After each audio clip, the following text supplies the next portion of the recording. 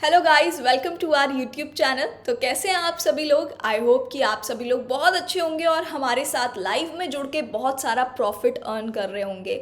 तो अगर मैं आईपीएल की बात करूं तो अभी 4 मैचेस हो चुके हैं जिसमें हमने 2 से ढाई लाख का प्रॉफिट अर्न कर लिया है। तो अगर आप लोग भी आईपीएल में प्रॉफिट अर्न करना चाहते हो विदाउट एनी फ़ी तो बिल्कुल कैश करले के साथ जुड़ जाना और बहुत सारा प्रॉफिट अर्न करते हैं, क्योंकि आईपीएल का तो हम सभी लोग बेसब्री से इंतज़ार करते हैं पूरे सीज़न, क्योंकि यही एक सबसे बड़ी लीग होती है, टूर्नामेंट होता है जिसमें बहुत सारा प्रॉफिट अर्न करने का मौका मिलता है।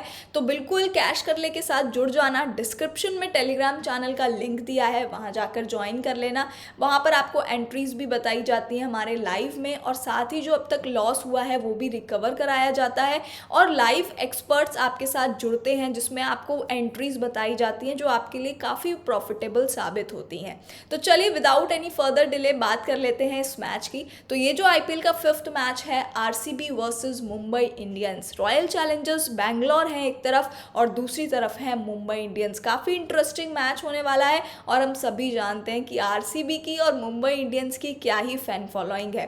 तो ये जो मैच है वो 2 अप्रैल यानी कि आज शाम 7:30 बजे एम चिन्नास्वामी स्टेडियम बेंगलुरु में खेला जाएगा। यानी कि कह सकते हैं कि एक तरीके से रॉयल चैलेंजर्स का रहने वाला है होम ग्राउंड। तो देखते हैं इस मैच को कौन जीता है। उससे पहले वीडियो में मैं आपके लिए बहुत सारी डिटेल लेकर आई हूँ। तो चैनल को सब्सक्राइब कर देना, वीडियो अच्छी लगे तो लाइक कर देना और टेलीग्राम चैनल जाकर ज्वाइन कर लेना।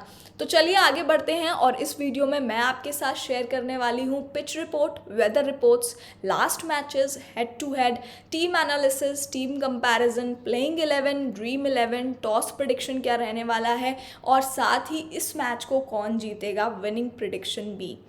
तो एक तरफ है रॉयल चैलेंजर्स, दूसरी तरफ है मुंबई इंडियंस। अगर मैं दोनों ही टीम्स की बात करूँ ना तो मुंबई इंडियंस ने कई बार आरसीबी को अपने होम ग्राउंड में हराया है, लेकिन जो अब तक ये इतना ज़्यादा विनिंग परसेंटेज था मुंबई इंडियंस का वो लास्ट ईयर आरसीबी ने चेंज कर दिया। जी हाँ, लास्ट ईयर इनके बीच में एक हेड टू हेड मैच होता है जिसको आरसीबी जीत जाती है। तो काफ़ी इंटरेस्टिंग आज का भी मैच रहने वाला है। क्या वापस से मुंबई इंडियंस आरसीबी को उनके होम ग्राउंड में हराएगी या फिर आरसीबी फिर से 2022 की तरह आज भी इस मैच में अपनी जो जीत है वो दर्ज कर पाएगी। तो चलिए इस वीडियो में आगे बढ़ते हैं और उससे पहले टेलीग्राम चैनल ज्वाइन कर लेना। हमारे साथ जुड़ते हो तो सबसे पहले 100% लॉस कवर की गारंटी होती है। इस आईपीएल का हमारा टारगेट है 50 लाख का प्रॉफिट अर्न करना। तीसरा बेनिफिट, हमारे साथ जुड़ने से आपको लाइव बॉल गाइडेंस दिया जाता है, एंट्रीज बताई जाती हैं, मार्केट लोड की इंफॉर्मेशन दी जाती है और इतनी सारी डिटेल जो मैं आपके साथ शेयर करने वाली हूँ वो भी दी जाती है। तो इतनी सारी चीज़ें आपको सिर्फ एक प्लेटफॉर्म पे मिल रही हैं और उसके लिए कोई आपको फीस भी नहीं देनी है। तो इससे अच्छी बात क्या हो सकती है दोस्तों। फ्री में तो कुछ भी नहीं मिलता और यहाँ पर आपको फ्री में मिल रही हैं बहुत सारी चीज़ें। तो जल्दी से जाकर टेलीग्राम चैनल ज्वाइन कर लेना और लाइव में जुड़ जाना। तो चलिए बात कर लेते हैं यहाँ पर पिच की। तो अगर मैं पिच की बात करूँ तो एम चिन्नास्वामी स्टेडियम की जो पिच है वो बैटिंग पैराडाइज है। यानी कि मतलब बैट्समैन को इतनी जन्नत यहाँ पर महसूस हो सकती है, क्योंकि क्या है ना, यहाँ पर रन्स जो हैं वो बहुत अच्छे बनते हैं, हाई स्कोरिंग मैचेस रहते हैं, बैट्समैन को काफ़ी ज़्यादा सपोर्ट मिलता है और यहाँ की जो बाउंड्रीज़ हैं वो इतनी ज़्यादा बड़ी नहीं है। यानी कि 53 to 61 मीटर बाउंड्रीज़ हैं। तो आप देख सकते हो कि यहाँ पर बाउंड्रीज़ जो है ना वो ईजिली लगा सकते हैं बैट्समैन, इतनी ज़्यादा प्रॉब्लम नहीं होती है। इसी की वजह से जो मैचेस हैं वो यहाँ पर हाई स्कोरिंग जाते हैं। स्पिनर्स काफ़ी अच्छा परफॉर्म करते हैं इस पिच पर। और यहाँ पर अगर मैं पावर प्ले की बात करूँ तो पावर प्ले स्कोर भी आपको 49 to 54 देखने के लिए मिल सकता है। ठीक है, अब यहाँ पर मैंने आपको पिच की बता दिया है कि क्या कहती है पिच। आगे चलते हैं और अगर पेसर्स और स्पिनर्स की बात करूँ तो यहाँ पर पेसर्स 40% विकेट्स निकालते हैं, वहीं स्पिनर्स भी यहाँ पर आपको 60% विकेट्स निकालते हुए नज़र आएंगे। तो दोनों ही इंपॉर्टेंट हैं, पेसर्स भी स्पिनर्स भी। अब कौन सी इनिंग में कौन से बॉलर्स विकेट निकालते हैं इस पर भी बात करेंगे। उसके लिए हम देख लेते हैं कि जो इस वेन्यू पर रिसेंटली मैचेस हुए हैं उनमें क्या स्टैट रहा है। तो रिसेंटली अगर मैं बात करूँ तो 2 2019 में मैच हुआ था 22 सितंबर को, इंडिया और साउथ अफ्रीका का।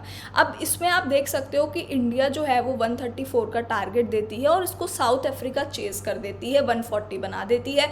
और यहाँ पर आप देखोगे तो पेसर्स को फर्स्ट इनिंग में विकेट मिले थे और सेकेंड इनिंग में एक ही विकेट मिला था। वहीं स्पिनर्स को भी फर्स्ट इनिंग में 3 विकेट मिले थे और सेकेंड इनिंग में विकेट नहीं मिला था। तो यहाँ पर आप देख सकते हो कि जो पेसर्स हैं और जो स्पिनर्स हैं वो फर्स्ट इनिंग में ज़्यादा विकेट्स निकाल रहे हैं, सेकेंड इनिंग में भी निकाल रहे हैं, लेकिन हाँ यहाँ पर थोड़ा सा ज़्यादा डिफरेंस आप कह सकते हो कि कहीं ना कहीं डिफरेंस है थोड़ा बहुत फर्स्ट और सेकेंड इनिंग में विकेट निकालने में। वहीं उससे पहले जो मैच होता है वो 4 मई को हुआ था 2019 में। सनराइजर्स हैदराबाद 175 का टारगेट देती है और आरसीबी उसको चेस कर देती है, यानी कि अब आप कह सकते हो कि यहाँ पर चेजिंग भी हो जाती है। पिछले 2 मैचेस आप देखोगे तो वहाँ पर चेज भी हुआ है। यहाँ पर पेसर्स निकालते हैं 8 विकेट, स्पिनर्स निकालते हैं 5 विकेट। तो पेसर्स भी इफेक्टिव हैं। आप देख सकते हो कि पेसर्स का रेशियो जो है विकेट निकालने का वो कई ज़्यादा है एज़ कम्पेयर टू स्पिनर्स। तो पेसर्स भी विकेट निकालेंगे, स्पिनर्स भी विकेट निकालेंगे और बैट्समैन तो इम्पॉर्टेंट रहने ही वाले हैं।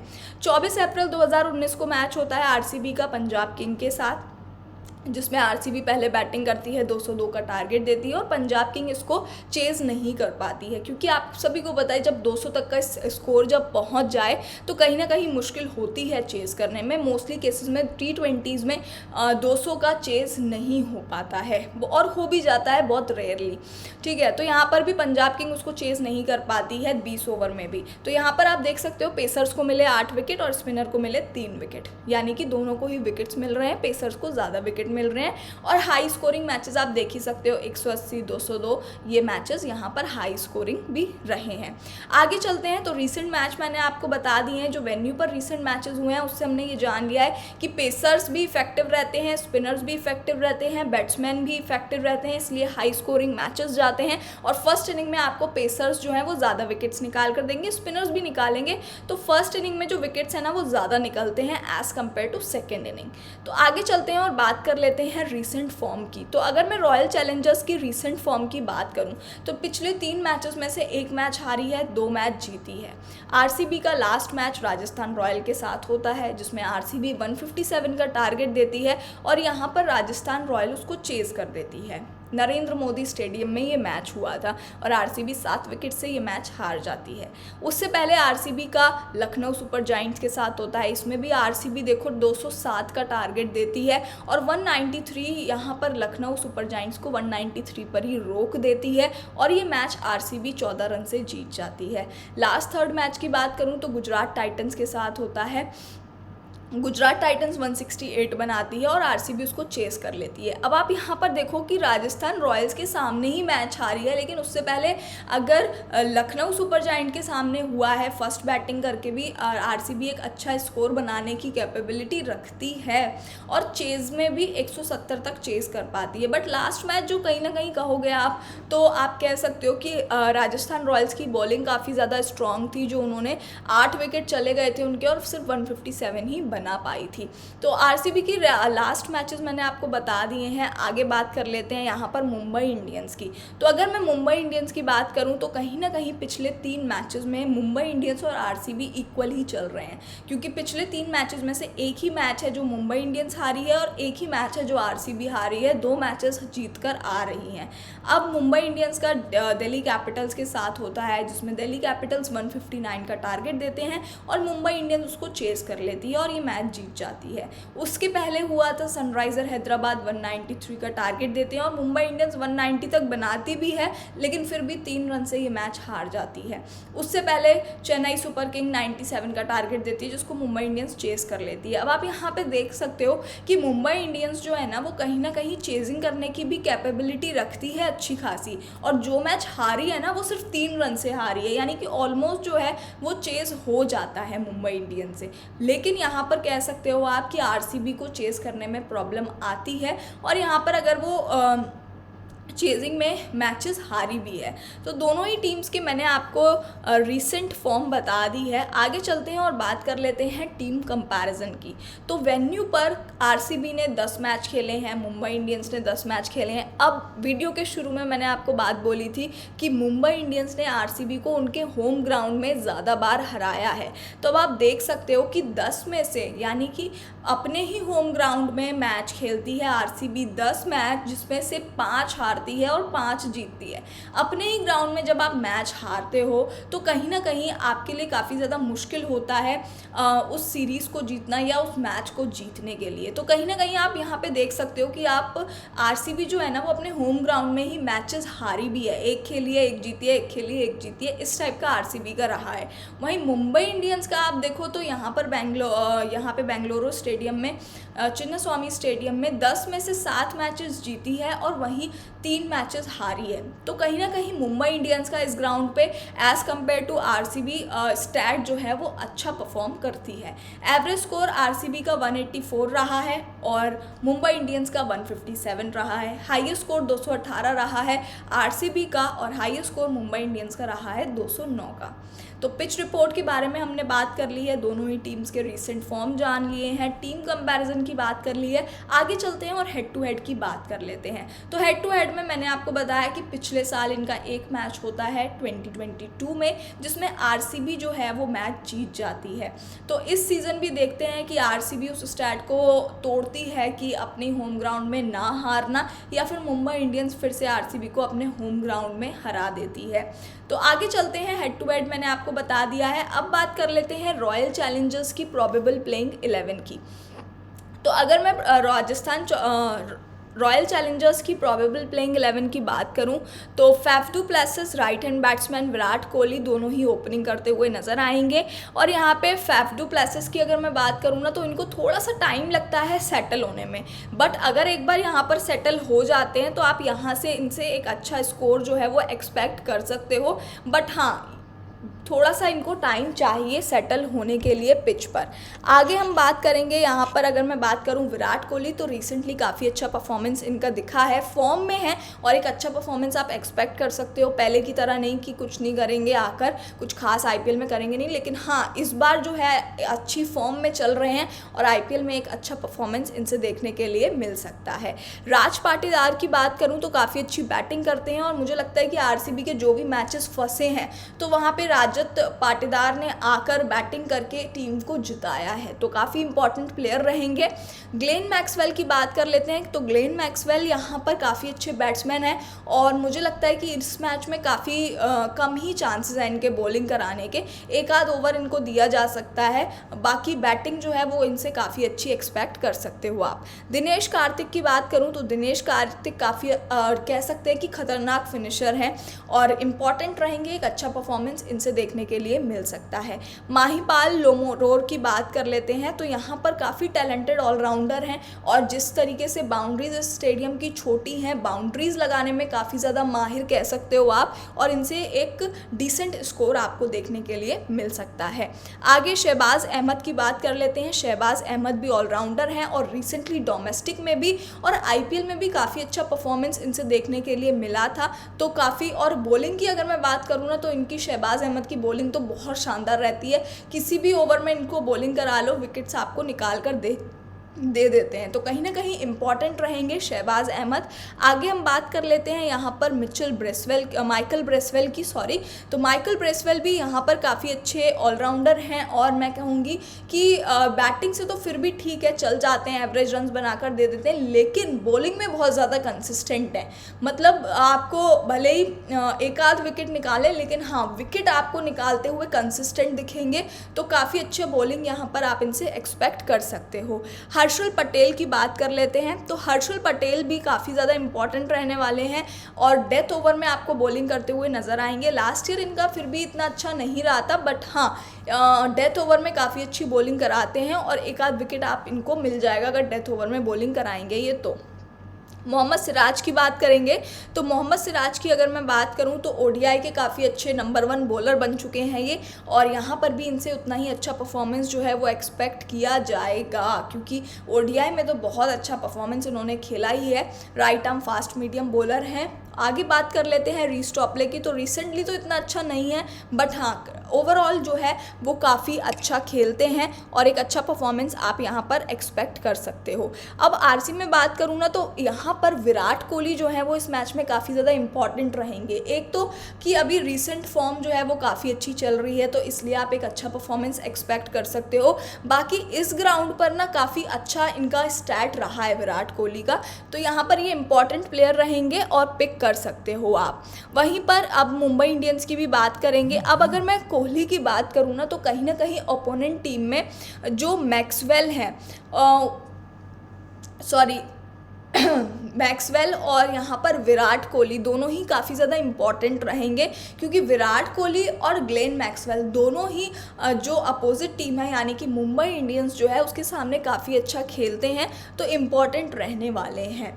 अब यहाँ पर आगे चलते हैं और दूसरी टीम की प्लेइंग 11 जान लेते हैं। तो अगर मैं मुंबई इंडियंस की प्लेइंग 11 की बात करूँ तो यहाँ पर आप देख सकते हो कि रोहित शर्मा, ईशान किशन, कैमरॉन ग्रीन यहाँ पर हैं, और साथ ही यहाँ पर आपको सूर्य कुमार यादव नज़र आएंगे, Tilak Varma, Tim David, Jofra Archer, Jason Behrendorff, Hrithik Shokeen Arshad Khan और संदीप वॉरियर।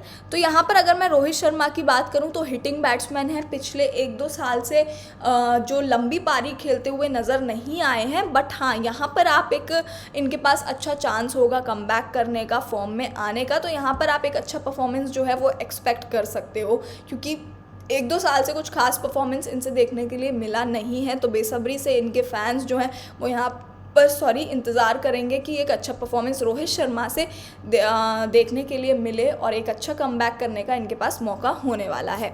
आगे चलते हैं तो रोहित शर्मा के साथ ओपनिंग करते हुए ईशान किशन नज़र आएंगे। काफ़ी डेंजरस बैट्समैन कह सकते हो आप, बहुत संभल कर खेलते हैं, और सबसे पहले जो इनकी अच्छी बात है कि समझदारी से खेलते हैं। ऐसा ही नहीं है कि आए और ना दाएँ देखा ना बाएँ देखा बस मार दिया, ऐसा नहीं खेलते हैं, बहुत समझ के खेलते हैं। तो इम्पॉर्टेंट रहेंगे ईशान किशन, और बाउंड्रीज जैसे कि स्मॉल है बाउंड्रीज, तो मुंबई इंडियंस से बाउंड्रीज लगाते हुए ईशान किशन नज़र आ सकते हैं। नेक्स्ट बात कर लेते हैं कैमरॉन ग्रीन की। तो कैमरॉन ग्रीन की बात करूं तो सबसे महंगे रेट में आए हैं, तो कुछ ना कुछ तो ज़रूर करना बनता ही है, और बैटिंग ना काफ़ी अच्छे ऑलराउंडर हैं। बैटिंग आप इनसे किसी भी नंबर पे करवा लो। अब जैसे कि सूर्य कुमार यादव हैं, उनका फिर भी ये रहता है कि चौथे नंबर पर आएंगे तो अच्छा परफॉर्म करेंगे। जैसे कि अभी PSL में अब्दुल्ला शफीक को हमने देखा था कि तीसरे नंबर पर आएंगे तो अच्छा परफॉर्म करेंगे, बट यहाँ पर ना ये जो कैमरॉन ग्रीन है इनको किसी भी बैटिंग ऑर्डर में भेज दो, एक्सीलेंट परफॉर्मेंस करके देते हैं, और यहाँ पर बॉलिंग भी आप किसी भी ओवर में करा लो आपको विकेट मिल जाएगा। तो काफ़ी इंपॉर्टेंट ऑलराउंडर मुंबई इंडियंस के पास हैं ये।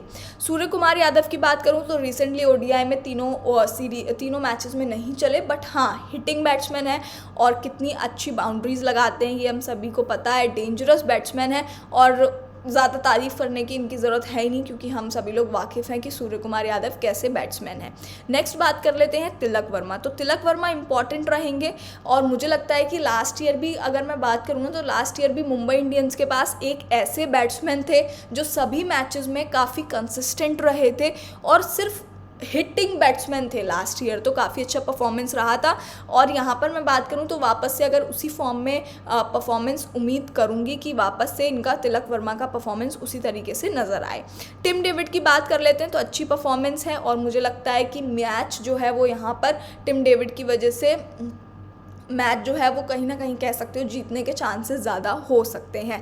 जोफ्रा आर्चर की अगर मैं बात करूं तो काफ़ी ज़्यादा इंपॉर्टेंट रहेंगे, और जिस तरीके से अभी बीच में गायब थे 2-3 साल बाद कमबैक किया है, तो बॉलिंग जो है वो काफ़ी अच्छी तरीके से कर रहे हैं और इंपॉर्टेंट रहेंगे जो आपको विकेट्स निकालते हुए नज़र आएंगे। जेसन बैरनडॉर्फ की बात कर लेते हैं। तो जेसन बैरनडॉर्फ की अगर मैं बात करूँ तो यहाँ पर आप देख सकते हो ये भी ठीक है, और अच्छे बॉलर हैं, विकेट्स निकाल कर आपको दे देंगे। ऋतिक शौकीन की बात कर लेती हूँ, ऋतिक रोशन याद आ रहे हैं मुझे, सॉरी, ऋतिक शौकीन की बात कर लेती हूँ। तो यहाँ पे right arm off break bowler हैं और लास्ट ईयर काफ़ी बहुत अच्छी बॉलिंग की थी, तो इस मैच में भी काफ़ी ज़्यादा इंपॉर्टेंट रहने वाले हैं। अरशद खान की बात करूँगी तो रिसेंटली 3-4 विकेट निकाले हैं, डोमेस्टिक में भी हर मैच में 3 से 4 विकेट इनको मिलते हैं, तो इस IPL भी एक अच्छा परफॉर्मेंस जो है वो आप यहाँ पर एक्सपेक्ट कर सकते हो अरशद खान से। उसके बाद संदीप वॉरियर की बात करते हैं तो right arm fast medium bowler, अभी डोमेस्टिक खेल कर आ रहे हैं, उसमें तो बहुत शानदार परफॉर्मेंस थी, बट हाँ IPL में उतनी अच्छी नहीं दे पाते हैं, लेकिन यहाँ पर रिसेंटली जो अच्छा करते हुए आ रहे हैं तो यहाँ पे भी एक इनसे अच्छी परफॉर्मेंस जो है वो एक्सपेक्ट की जा सकती है। तो यहाँ पर मैंने आपको दोनों ही टीम्स की प्लेइंग 11 बता दी है। और साथ ही अगर मैं यहाँ पर बात करूँ ना मुंबई इंडियंस की, तो सूर्य कुमार यादव और यहाँ पर जो दूसरे हैं सूर्य कुमार यादव के साथ क्या कहेंगे, सूर्य कुमार यादव और रोहित शर्मा इस वेन्यू पर काफ़ी ज़्यादा अच्छे हैं, तो यहाँ पर आपको एक अच्छा कह सकते हो कि एक अच्छा स्कोर आपको देखने के लिए मिल सकता है। दोनों ही इम्पॉर्टेंट प्लेयर रहेंगे। आगे चलते हैं और बात कर लेते हैं यहाँ पर नेक्स्ट, दोनों ही टीम्स की प्लेइंग 11 जान ली है। अब वेन्यू पर कौन से प्लेयर्स अच्छे हैं इनके बारे में बात करेंगे। तो बैटिंग वेन्यू की लीडर्स की अगर मैं बात करूं तो विराट कोहली, जैसा कि मैंने आपको बताया, विराट कोहली RCB से, ग्लेन मैक्सवेल इंपॉर्टेंट रहने वाले हैं RCB से, और वहीं अगर मुंबई इंडियंस से बात करूं तो रोहित शर्मा इंपॉर्टेंट रहेंगे। विराट कोहली की बात करूं तो इन्होंने 86 इनिंग्स में 2760 रन बनाए हैं। वहीं अगर रोहित शर्मा की बात करूं तो 14 इनिंग्स इन्होंने खेली हैं जिसमें 263 रन्स बनाए हैं। ग्लेन मैक्सवेल की बात करूं तो यहाँ पर जो ये हैं ग्लेन मैक्सवेल, इन्होंने भी 8 इनिंग खेली हैं जिसमें 178 रन्स इन्होंने बनाए हैं। तो काफ़ी अच्छा एवरेज विराट कोहली का इस पिच पर रहा है, जैसा कि मैंने आपको बताया कि इंपॉर्टेंट रहेंगे विराट कोहली, एक तो फॉर्म में है और साथ ही वेन्यू पर भी काफ़ी अच्छा करते हैं। आगे चलते हैं और बॉलिंग वेन्यू लीडर्स की बात कर लेते हैं। तो बॉलिंग वेन्यू लीडर्स की अगर मैं बात करूं तो यहाँ पर आप देख सकते हो कि हर्षल पटेल यहाँ पर इंपॉर्टेंट रहेंगे, मोहम्मद सिराज इंपॉर्टेंट रहने वाले हैं, और चावला को तो इस बार मुझे नहीं लगता कि मौका दिया जाएगा प्लेइंग 11 में शायद। और अगर चावला की भी अगर मैं बात करूँ ना तो 14 इनिंग में इन्होंने 15 विकेट निकाले हैं, और उसके बाद अगर हर्षल पटेल की बात करूँ तो 14 इनिंग में 11 विकेट इन्होंने निकाले हैं। वहीं मोहम्मद सिराज की बात करूँ तो 8 इनिंग इन्होंने खेली हैं जिसमें 8 विकेट्स निकाले हैं। तो अच्छे रहने वाले हैं यहाँ पर हर्षल पटेल और मोहम्मद सिराज इंपॉर्टेंट रहेंगे। आगे चलते हैं और बात कर लेते हैं यहाँ पर क्या रहने वाली है दोनों ही टीम्स की ड्रीम 11, कौन से आपके टॉप पिक्स रहने वाले हैं, सेफ पिक्स रहेंगे। तो यहाँ पर आगे बात कर लेते हैं। तो अगर मैं विकेट कीपर सेक्शन से बात करूँ तो यहाँ पर आपके लिए ईशान किशन जो हैं वो सेफ ऑप्शन रहेंगे। जैसा कि मैंने आपको बताया कि हिटिंग बैट्समैन हैं, बहुत संभाल कर खेलते हैं और काफ़ी अच्छे विकेट कीपर साबित हो सकते हैं इस मैच में भी। बैट्समैन की बात करूँ तो Virat Kohli, Faf du Plessis, Tilak Varma और सूर्य कुमार यादव को लिया है। आप चाहो तो तिलक वर्मा की जगह रोहित शर्मा को भी रख सकते हो, बट ज़्यादा सेफ रहना है तो मुझे लगता है कि तिलक वर्मा के साथ खेल सकते हो आप, और रोहित शर्मा भी आपके लिए अच्छे ऑप्शन रहेंगे। विराट कोहली जैसा कि अभी रिसेंटली फॉर्म में है, वेन्यू पर भी काफ़ी अच्छा स्टैट है, तो विराट कोहली को इसलिए मैंने पिक किया है। वहीं सूर्य कुमार यादव तो हैं ही हमारे द स्काई हिटिंग बैट्समैन, तो यहाँ पर इस पिच पर भी जैसे कि बाउंड्रीज जो हैं वो यहाँ पे ज़्यादा बड़ी नहीं है, ज़्यादा लंबी नहीं है, तो बैट्समैन को डेफिनेटली सपोर्ट मिलने वाला है। और हम सभी जानते हैं कि सूर्य कुमार यादव की बाउंड्रीज जब लगाते हैं तो सिर्फ जो फील्डर्स हैं वो सिर्फ बाउंड्रीज के पार ही जाते हैं बॉलिंग करने के लिए। तो ऑलराउंडर्स की अगर मैं बात करूं तो ग्लेन मैक्सवेल, कैमरॉन ग्रीन और माइकल ब्रेसवेल तीनों ही इंपॉर्टेंट रहेंगे, काफ़ी अच्छे ऑलराउंडर्स हैं और ओवरसीज़ हैं तो काफ़ी अच्छा इंपॉर्टेंट प्लेयर्स रहने वाले हैं और एक अच्छा परफॉर्मेंस आपको इनसे देखने के लिए मिल सकता है। बाकी साथ ही माइकल ब्रेसवेल को मैंने बनाया है कैप्टन, अपनी वाइस कैप्टन बनाया है, और क्योंकि काफ़ी अच्छे हैं, बॉलिंग में कंसिस्टेंट हैं, बैटिंग में भी अच्छा परफॉर्मेंस देते हैं। अब हम बात कर लेते हैं बॉलर्स की। तो बॉलर्स में मैंने लिया है मोहम्मद सिराज, जोफ्रा आर्चर और रीस टॉपले को। तीनों ही काफ़ी अच्छे बॉलर्स हैं, कंसिस्टेंट हैं, डेथ ओवर में भी अच्छे विकेट्स निकालते हैं और साथ ही शुरुआती ओवर्स में भी विकेट्स निकालते हैं। वहीं पर मोहम्मद सिराज जो हैं वो कैप्टन बनाया है, और इम्पॉर्टेंट परफॉर्मेंस आपको इनसे देखने के लिए मिल सकता है। अब यहाँ पर कहीं ना कहीं अगर मैं मुंबई इंडियंस की बात करूँ तो जोफ्रा आर्चर के अलावा कोई और इतना अच्छा प्लेयर नहीं है जो डेथ ओवर में विकेट्स निकाल पाए कंसिस्टेंटली। तो कहीं ना कहीं कह सकते हो कि मुंबई इंडियंस को उस चीज़ की कमी फेस होगी, क्योंकि जोफ्रा आर्चर के अलावा कोई और मुंबई इंडियंस के पास ऐसा प्लेयर नहीं है। वहीं पर अगर मैं बात करूँ तो मुंबई इंडियंस से रोहित शर्मा और सूर्य कुमार यादव दोनों ही इंपॉर्टेंट रहने वाले हैं, और आरसीबी से विराट कोहली और ग्लेन मैक्सवेल जो हैं वो इंपॉर्टेंट रहेंगे। अब आरसीबी की जो बॉलिंग है वो यहाँ पर सिराज और हर्षल पटेल आपको करते हुए इंपॉर्टेंट रहेंगे और अच्छा परफॉर्मेंस आपको देखने के लिए मिल सकता है।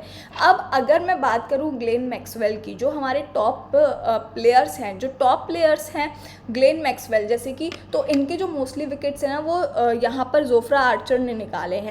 वहीं पर अगर फैफ डू प्लेसिस की बात करूं तो उनके भी मोस्टली विकेट जोफ्रा आर्चर ने निकाले हैं। रोहित शर्मा का जो विकेट है वो मोस्टली हर्षल पटेल निकालते हैं, और ईशान किशन का जो विकेट है वो माइकल ब्रेसवेल निकालते हैं। तो कहीं ना कहीं इन प्लेयर्स को संभाल कर खेलना होगा इन वाले बॉलर्स के सामने, क्योंकि मोस्टली जो विकेट्स हैं वो यहाँ पर थोड़े से रिस्की रह जाते हैं इन प्लेयर्स के सामने। तो मैंने आपको इस मैच की हर एक डिटेल दे दी है, पिच रिपोर्ट बताया मैंने आपको, रीसेंट फॉर्म बताई, दोनों ही टीम्स के हेड टू हेड जाने हैं, वेन्यू पर कौन सी टीम स्ट्रांग है वो भी बताया है, प्लेइंग 11 बता दी है, कौन से वेन्यू पर स्ट्रांग हैं बैट्समैन, कौन से बॉलर स्ट्रांग हैं, सब कुछ इस वीडियो में शेयर कर दिया है। साथ ही ये ड्रीम 11 हमारी प्रॉबेबल है, फाइनल वाली आपको मिल जाएगी, जैसे ही टॉस होता है वैसे ही आपको अपडेट्स मिल जाएंगे। उसके लिए टेलीग्राम चैनल ज्वाइन कर लेना। अब सबसे बड़ा सवाल आता है कि इस मैच को कौन जीतेगा। तो दोस्तों इस मैच में अगर मैं बात करूं तो कहीं ना कहीं मुंबई इंडियंस के इस मैच को जीतने के काफ़ी ज़्यादा चांसेस है। कहीं ना कहीं मुंबई इंडियंस का जो पल रहा है वो भारी नज़र आ रहा है। अब यहाँ पर अगर मुंबई इंडियंस जो है, क्योंकि हमने देखा कि काफ़ी अच्छे यहाँ पर प्लेयर्स हैं, और वैसे तो मुकाबला जो है ना वो कहीं ना कहीं आपको बराबरी का है, बट कहीं ना कहीं मुंबई इंडियंस का जो पल रहा है वो भारी नज़र आ रहा है। तो आप हमारे साथ लाइव में जुड़ जाना, टेलीग्राम लिंक आपके साथ डिस्क्रिप्शन में दिया गया है, जाकर वहाँ से टेलीग्राम चैनल ज्वाइन कर लेना। तो चलिए मिलते हैं नेक्स्ट प्रेडिक्शन वीडियो में, तब तक अपना ध्यान रखिए और बहुत सारा प्रॉफिट कैश कर लेके साथ जुड़कर अर्न करते रहिए।